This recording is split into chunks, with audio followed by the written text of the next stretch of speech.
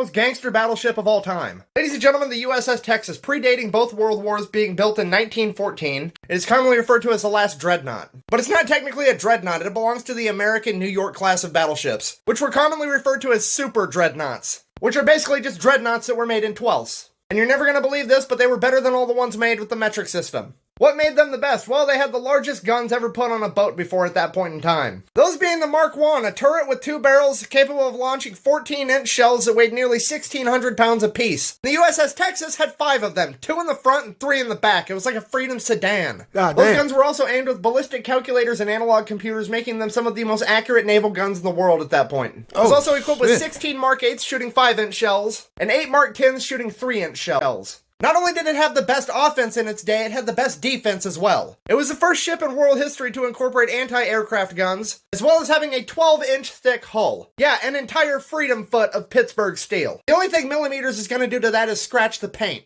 So you have the best battleship ever made at that point in time. How do you make it more intimidating? That's easy. You have it be the first American ship to ever incorporate Marines in its crew. I'm gonna say that again, but slower. They let the fucking water grunts drive the biggest aquatic gun ever made. At that point in history, anyways. So World War I rolls around, and needless to say, nobody wanted to be the first to get hit with the Freedom sedan. And for that reason, the USS Texas saw almost no combat in World War I. But its actions in World War II is what made it a naval legend. By the time World War II came around, the USS Texas was nearly 3 decades old. It was no longer the most dangerous battleship in the world, with bigger, newer, faster, fancier ships like the German Bismarck, the Japanese Yamato, and the Iowa-class battleships. But its crew did have 30 years of experience, and as the old adage goes, youth and exuberance is no match for old age and treachery. Which is something that the USS Texas lived up to because it is the only U.S. battleship to engage the enemy in all 5 theaters of World War II. D-Day, June 6, 1944. The USS Texas would take its position 12,000 yards off the coastline. At which point the USS Texas was tasked with bombarding the enemy fortifications. And it did just that, firing over 255 rounds in under 34 minutes. That is 408,000 pounds of ammunition.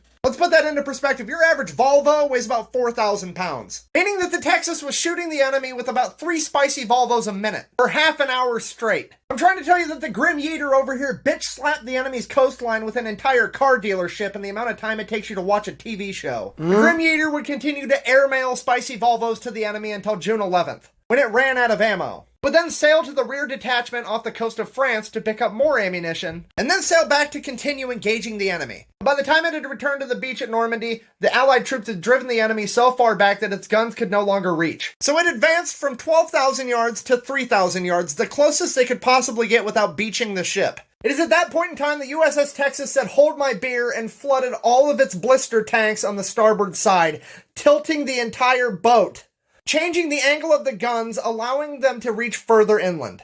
They gangster leaned a 32,000-ton warship so they could continue to engage the enemy. This might be the most grunterific moment in world history. Can you imagine playing the board game Battleship and whoever you're playing says, "I've sunk my own battleship, prepare to die," and then you get hit with a fucking car? Look, I know I talk about this a lot, but this is a great example of the type of shit that goes on when you hit the doc or the officer. It's not necessarily a war crime, but Geneva didn't necessarily know that shit was even a fucking option. The USS Texas would then go on to engage the Japanese Empire at Okinawa and Iwo Jima. After World War II, it would retire and start the Americans' proud tradition of having their best battleships become floating museums. Unlike all the other best battleships in the world who have a proud tradition of becoming tetanus-infested fish habitats, like the Japanese Yamato, delicately placed here by the USA, and the German Bismarck, delicately placed here by the USB, also known as Great Britain. If you don't know, the Bismarck and the Yamato are the 2 battleships that people like to argue are better than the Iowa-class battleships. Given the fact that all the Iowa-class battleships are floating museums that you can see anytime you'd like, and you need scuba gear to see these, it raises the question, what are they better at besides being shitty submarines?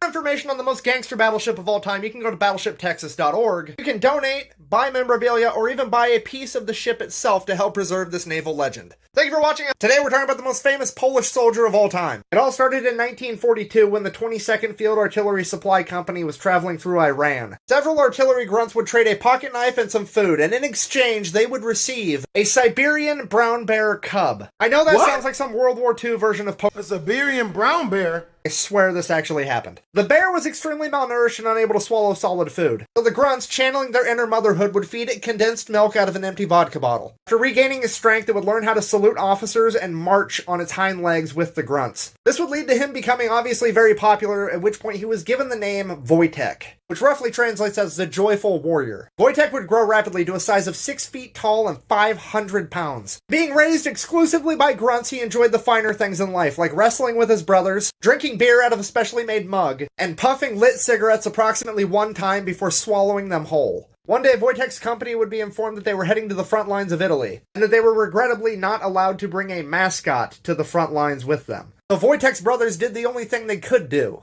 They enlisted him. Wojtek was given an actual serial number, a real pay book, and was compensated according to his rank. Like, it pains me to say this, but I think Steve and the goodest boy just got one-upped. I mean, what do you call that thing? The goodest sir? You gotta put some respect on it. That's a fucking bear grunt you're talking to. Don't get me wrong, I absolutely do not want to be on the receiving end of a fur musket, but that is a fur nuclear warhead. Now, Private Wojtek and his brothers would advance to the front lines of Italy, where they would engage in the Battle of Monte Cassino. And that is where things got truly fucking terrifying. While at the Battle of Monte Cassino, Wojtek was watching his fellow grunts carry heavy artillery shells from the truck to the cannons and firing them at the enemy fortified position. With absolutely no training and of his own free will, Wojtek understood the assignment. He began taking entire crates of artillery rounds from the truck and carrying them to the guns, doing the work of 4 men by himself.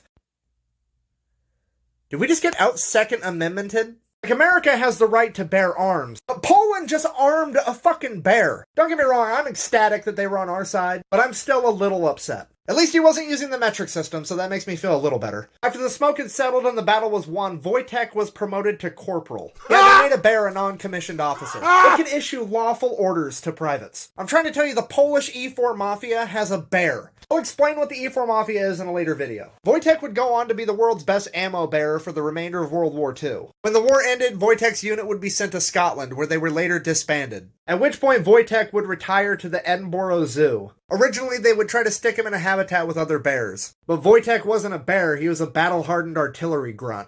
He was quite literally the bear king of battle. He would be given his own habitat to rule over, where his brothers from the 22nd Field Artillery Supply Company would frequently visit him, and almost always get in trouble for hopping the fence into his habitat and drinking beers and smoking cigarettes with him. Thank you for watching. If you enjoyed my... Bro, that is fire, yo! They would jump the habitat gate and go in there and smoke cigars, smoke cigarettes, and drink beer with him. Bro, that's fire, yo. We talked about grunts, both Marine and Army, but we did not talk about the other member in their squad. We're talking about Doc.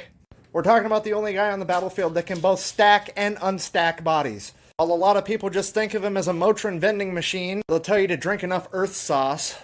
But in reality, Doc's a pretty bad motherfucker. I don't know if you've ever seen a grunt in person or in action, but they are fucking enormous. And these are the only guys rated to pick them up and carry them home. Doc also has to keep up with the grunts while carrying an extra 35-pound medical bag. It's for reasons like this that Doc is one of the only other MOSs besides infantry that is granted non-POG status. Or POG, however you want to say it. Now, a lot of people don't know this, but this guy's actually the most dangerous motherfucker on the battlefield. Here's why. I said in my previous videos that grunts just don't give a fuck. That was kind of a lie. They do have one fuck to give, and that is for Doc. There is absolutely no way on the planet to get unalive faster than to fuck with a grunt's medic.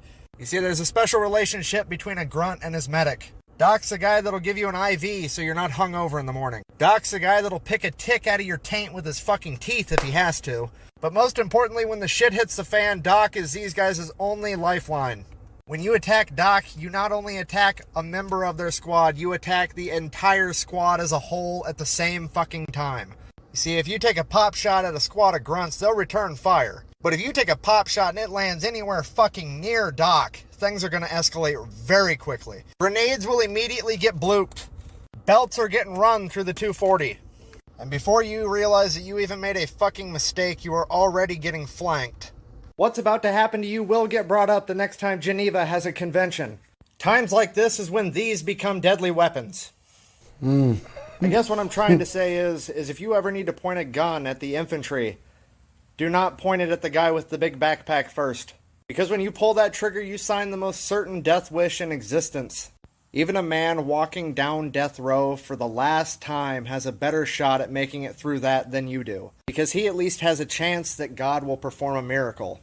You don't, because God loves the infantry. That's why he sent the battlefield angel to protect them.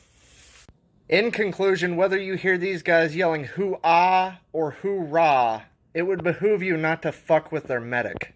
If you enjoyed this video and would like to buy me a beer about it, there is a link in my bio.